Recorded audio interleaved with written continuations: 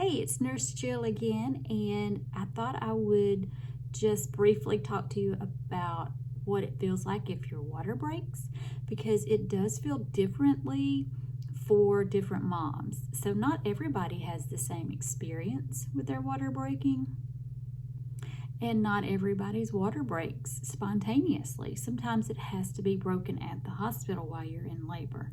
So the journey can be very different for each mother. But if your water were to break spontaneously before you're actually in labor, some things that you might feel would be a gush of water, which would be obvious. You would be like, okay, my water just broke. There's no question about it.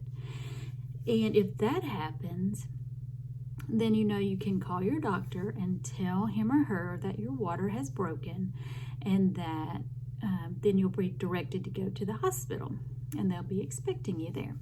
So that would be a reason to go straight to labor and delivery, even though you're not feeling contractions yet.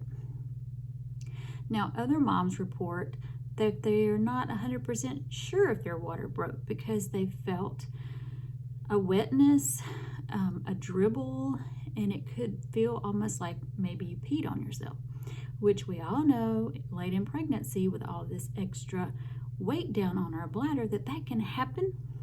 We might pee on ourselves, so it's hard to tell. So if that's the case and you only feel a little wet, what I usually try to advise you to do is to go put on, dry yourself up, put on some clean underwear, lay down on your side, and if you think about it, if the baby's floating in the water and the water breaks, the head goes down onto the cervix and it can block the water from coming out. So you might only see a little leakage and then it blocks it. So if you lay down and the head comes up off the cervix, and then you stand back up and you have another leak, that might be a good way to tell if your water's actually broken. The only sure way to know is to then call your doctor and they can test the fluid to see if it's urine or if it's actual water. Some moms have told me that they hear a popping sound. So maybe they turned over in the bed and they heard a popping sound and then they felt warmth.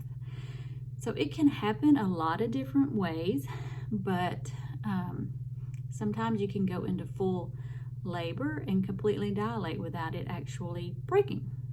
And then at that point, they would break it in the hospital. So just to kind of give you an idea of how it may happen. So I'm hoping that your journey is safe and you'll soon have your beautiful baby to show for it. Okay, talk soon.